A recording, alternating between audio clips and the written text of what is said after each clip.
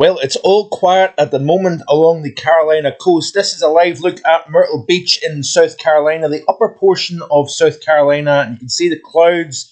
The sun has just risen on this Saturday, the 5th of July morning. Thanks for clicking on to the Saturday Tropical Outlook. We do have TD3 that is trying to get its act together off the southeast coast of the United States over warm waters, and in an environment that may allow it to develop into a weak tropical storm before drifting onshore over the next 24 hours. But if anything, it's going to create a crummy beach day up and down the length and breadth of the Carolina coastline through this weekend. Obviously, celebrations ongoing of the July 4th holidays in the United States, and therefore folks that are wanting to get out to the beaches, I'm sure, will be somewhat disappointed to see this weather moving in. So, we do have the current situation as it is on this Saturday morning. By the time you're watching this, it will be a few hours later than that, but you can see here that we do have a system expected to drift up towards the mid-South Carolina coastline as a storm, according to NHC. Now, the models here, the multiple model hurricane models, and also your traditional GFS, ECNWF, etc., these models kind of tend to have an agreement that you've got half of the models indicating a weak tropical storm, and the other half it remaining a depression, as you can see here. So we've got a cluster of models that are keeping this system weaker than a tropical storm, basically as a depression, and you've got maybe 4 or 5 models that are indicating a storm. So the latest of NHC is this. Bear with a second. And we have got, there's TD3 positioned here, just perhaps, 150 miles or so off the coastline. Winds continue to remain sustained at 35 miles per hour, 30 knots. Pressure at 1,010 millibars. And drifting in a north-northeasterly direction. Well, pretty much, stationary. It's 2 miles per hour. And over the next 24 hours or so, this system should continue to drift towards the coastline here. Looking at the latest visible satellite imagery here on this Saturday morning, you can see here the sun just coming up over TD3. This obviously developed off an old frontal system that dropped south out over the open waters here. This is a classic kind of early season development here, where we've got these frontal systems that drift off the coast. Then obviously you get some sort of spin up, and over waters that are in the low 80s, there's always an opportunity for some form of development. Let's have a look at the latest IR imagery here. Let's refresh this just to keep things as current as possible. You can see here that we've got the north-northwesterly flow coming out of Canada into the northeastern half of the United States. There is wind shear and drier this system is competing against here. You can actually see if you look closely at the actual area of convection, the center of this system is really down to the southwest of this actual blow up of convection here. We've got winds coming in from a northerly direction here in the mid levels. We've got the southwesterly winds in the low levels here, and essentially this is quite a lopsided circulation. The low level and the mid level are not vertically stacked, so therefore this is what's inhibiting the system from further development here. Now, we may have a small window of opportunity where that shear eases somewhat, perhaps allows the convection to become a little bit more vertically stacked within the atmosphere, and therefore we may see some development here, but it is somewhat marginal in my opinion whether the system is going to have the right environment. We've certainly got plenty of warm waters within the ocean below it, but whether we can get Whether we can get the atmosphere to behave is another factor to consider.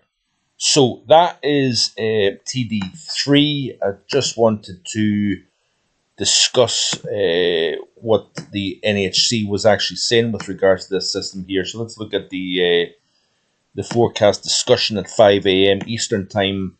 The depression has slowly signs of organisation overnight, with a significant burst of deep convection currently seen on the GOES 19 infrared imagery on the eastern semicircle of the tropical cyclone. However, the centre of the tropical depression appears to still be displaced westward from the burst, estimated to be on the edge of a larger cirrus plume. An earlier scadometer pass received just after the prior advisory indicated that peak winds were up to 32 knots, so the depression may be close to tropical storm strength.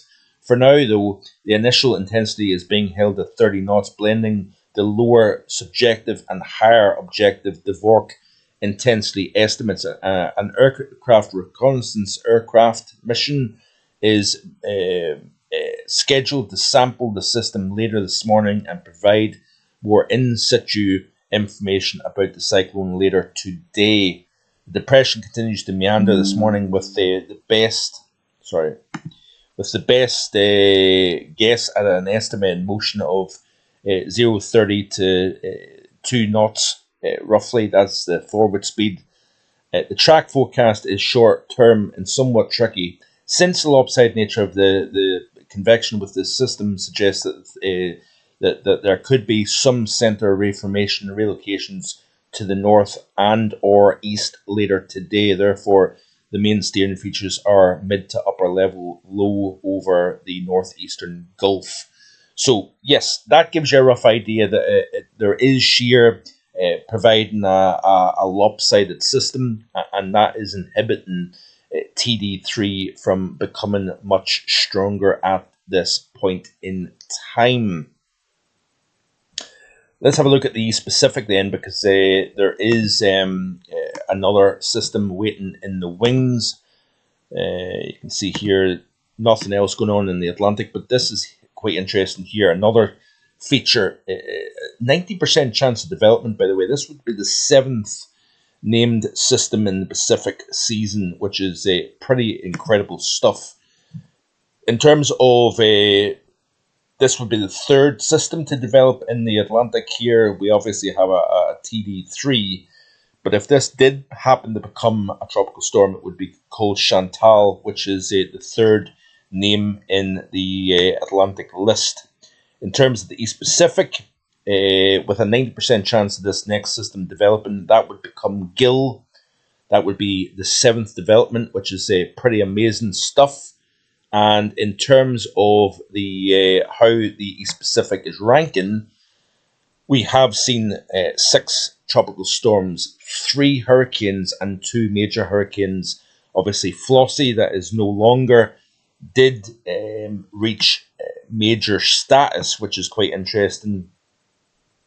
And obviously, this is the clustering of systems in the East Pacific so far this season, all very closely knit off the west coast of Central America and off Mexico, where water temperatures have been very, very warm compared to average. Looking at the West Pacific season, we have actually seen 4 storms, no typhoons and no super typhoons, obviously, so far this season. Now, if we look at the latest of the CIMSS site, there's TD3 off the southeast United States coast. There's that invest area that has a 90% chance of development.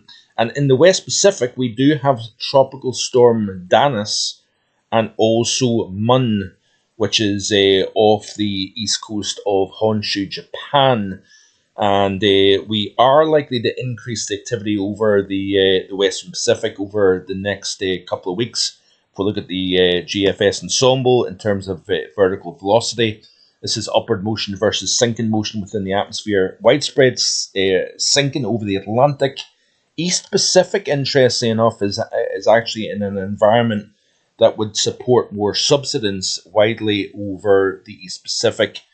That's an interesting one, given the fact that we have more activity over this portion of the Pacific Basin. The Atlantic overall remains fairly quiet at this moment in time. It's really the attention is drawn to the Central and West Pacific, where you've got the upward motion, the Manchulian Oscillation, generally favouring that ongoing Indian monsoon. South Asian monsoon has been very active also. And then into Indonesia, north of Australia, we've got an area of upward motion widespread here.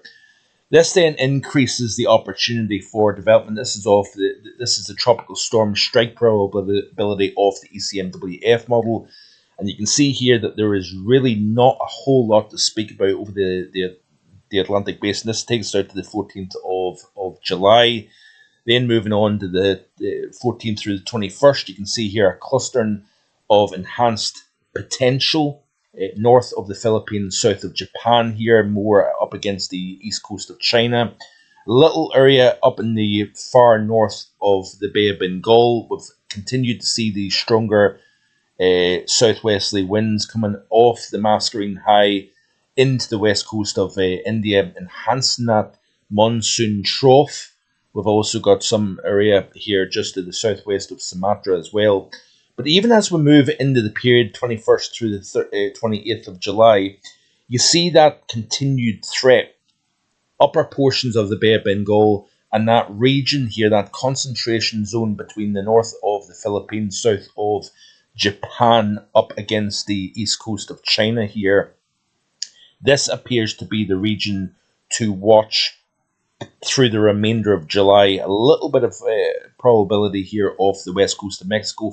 Further on, you see that threat remaining over the northeast India, Bangladesh region, West Pacific, and also off the west coast of Mexico. Notice the Atlantic remains quiet, and this is part of the forecast that I had back at the very end of May for the hurricane season, that the Atlantic may go through a lengthy period of quiet. And if you look at the upward motion here right the way through the rest of July, really, the GFS ensemble is not really playing ball in terms of upper level divergence. We've got it over the Pacific, but we've got subsidence over the Atlantic Basin, over Africa, Mediterranean as well here. And that is quite interesting, actually. Another thing that may be going against the Atlantic this year is the configuration of warmer versus cooler than average sea surface temperatures. We've got a belt, if you notice, through the mid latitudes here of warmer than average across the Pacific.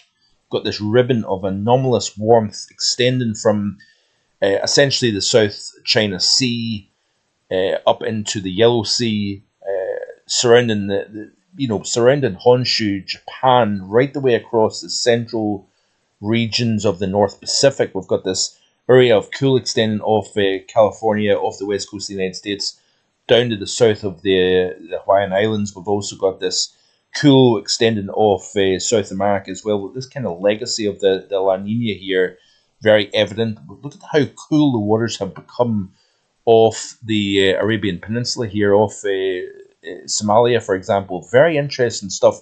The reasons for that, by the way, is probably stronger than average Somali jet. Southwesterly winds have been ongoing. This has been causing the upwelling of the Arabian Sea. Also, a little bit of that showing up over Bay of Bengal and off the Southeast Asian coast as well. So, interesting level of cooling surrounding South Asia, also over the Central and Eastern Pacific. But look at the Atlantic. This is interesting here as well. And when you've got this warmer to the north, cooler to the south through the main development region here, that suggests to me that we may have above average pressure and somewhat drier air over that cooler than average waters above the main development region here. This in combination with the subsidence over the Atlantic versus rising motion over the Pacific suggests to me that that is not a particularly favourable look as we head through the rest of July. So we've obviously got the possibility of Chantal moving into the southeast coast of the United States over the next 24 hours or so. But once that's gone, there might not be a huge amount to speak about in terms of the tropics of the Atlantic anyway.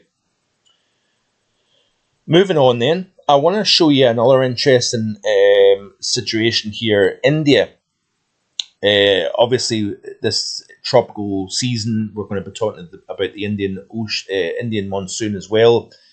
This is rainfall anomalies over the last 10 days, and you can see here that we've had wetter than average across parts of West Africa. The West African monsoon is pretty much alive and kicking. We're seeing plenty of convection over the western portion of the equatorial region of Africa. Over the Gulf of Guinea, for example, we're seeing lots of thunderstorm activity, but not a huge amount. We are seeing some African waves exit Africa out into the Atlantic, but really nothing to speak about. But look at over India over the last 10 days. Let's zoom in to Asia then, and we can see here that in the last 10 days or so, we've had tremendous amounts of rain over parts of China. We'll discuss this a little bit more in the live stream at 4:15 p.m. live from the A9 tomorrow afternoon, all being well. But you can see here, very dry across eastern China. Parts of the southeast portions of Asia has been drier than average a little bit here over, what's this, Laos, I think this is. But generally, Thailand into Myanmar and then across central and northern portions of India has been wetter than average. If we zoom out to the past 30 days in terms of the anomaly, you can see here that it has been a wetter than average past 30 days for the majority of Southeast Asia and India, thanks to the ongoing upward convection here over this part of the world. Lots of precipitation over western portions of Asia, but then once you move into Europe, it's been very dry compared to average. Wetter than average across the Philippines as well, as can be seen here. A little bit of a mixture of wetter versus cooler, or wetter versus drier, over parts of Japan, as you can see here. But generally, this region here of China, this central swathe, has been subject to some extreme rainfall events in recent times. Looking at some tweets by Cell, based in India, about the monsoon itself. It's a tweet here from about 22 hours ago showing a classic picture of active phase of the the monsoon in the core monsoon region with anomalous cyclonic circulations, troughs in the lower to mid troposphere, and anomalous anticyclonic circulations causing large-scale suppression over the southern portions of India. So we've got suppression underneath this active region. This monsoon trough is stationed really from the far north region of the Arabian Sea, right the way across the top of India and into the northern regions of the Bay of Bengal. We're seeing circulations develop here, and that is creating enhanced upward motion over the north portion of India here. So certainly the monsoon is well underway now. We're seeing widespread showers and thunderstorms blowing up over the central and northern portions of the Indian subcontinent, and that is good news for the India region.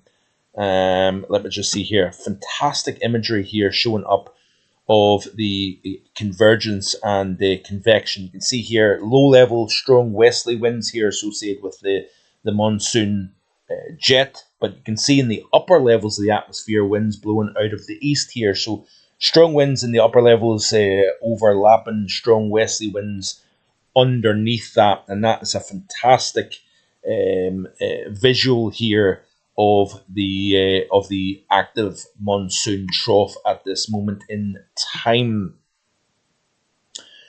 So, is that it? I probably have forgotten something. I always tend to forget something, but I think we've discussed pretty much everything at this moment in time. Let's have a very, very quick look at the winds at the surface. You can see here strong easterly trade winds blowing underneath the Bermuda High at the moment here. We've got some very strong easterly winds blowing through the Caribbean. There is, a tropical system that is trying to become Chantal in the far west Atlantic. You can see here over Africa, we have got little in the way of wind through the equatorial belt, stronger winds further north and a little bit to the south. But you can see here the very strong winds blowing around the Mascarene High and then moving up through the Arabian Sea towards the west coast of India. Very strong flow, moisture-rich winds blowing up against the western Ghats, so we enhance the rainfall over this mountain chain adjacent to the Arabian coast of western India. These winds are going to continue to drive plenty of moisture into the west of India over the next several days here. We've also got strong southwesterly winds blowing over the Bay of Bengal, bringing plentiful rain across parts of Bangladesh into Myanmar in the next little while or so here. You can see two tropical entities, one off the east coast of Honshu, Japan, the other over the South China Sea here, just off the southeast coast of China at this moment in time. Two tropical storms, so we've got a little bit more activity over the West Pacific, and then moving into the East Pacific, we do have the strong easterly trades blowing off the North American continent across Hawaii, and we've got this region of lack of winds here off the west coast of Mexico that may allow some tropical system to develop here. This would be Gil, I believe, the next name on the East Pacific list. Very quickly then, let's have a quick look at the precipitation compared to average over the next wee while or so here. We'll look at the GFS ensemble. Let's have a look globally here. Bear with a second here, everybody. And we will look at, let's zoom out slightly.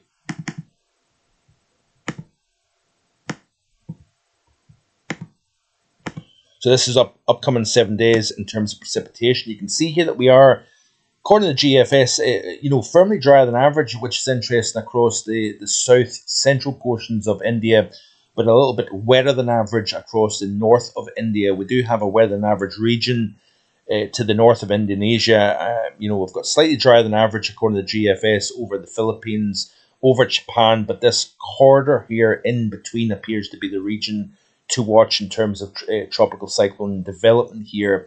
Both the Arabian Sea and the Bay of Bengal is drier than average over the next 7 days, wetter than average through the Indonesia region and also equatorial Africa. Looking at the CFSV2 as a comparison, upcoming 7 days, wet than average central and northern India through equatorial Africa. We've got a firmly drier than average signal across the Indonesia region here. That the GFS agrees with the CFSV2. Drier Philippines and Japan with a wet in between. We've got a wetter than average across the north of North America here. Firmly drier than average through the main development region of the Atlantic, Caribbean and the Gulf of Mexico over the next 7 days. And then moving on to the following 7 days, still drier through much of the tropical Atlantic. We've got a little bit wetter showing up now towards the south of India, far north of India as well.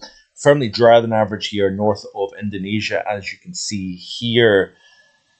So fairly quiet. Looks as if the Atlantic is going to remain fairly quiet. The region to watch is going to be the west portion of the Pacific.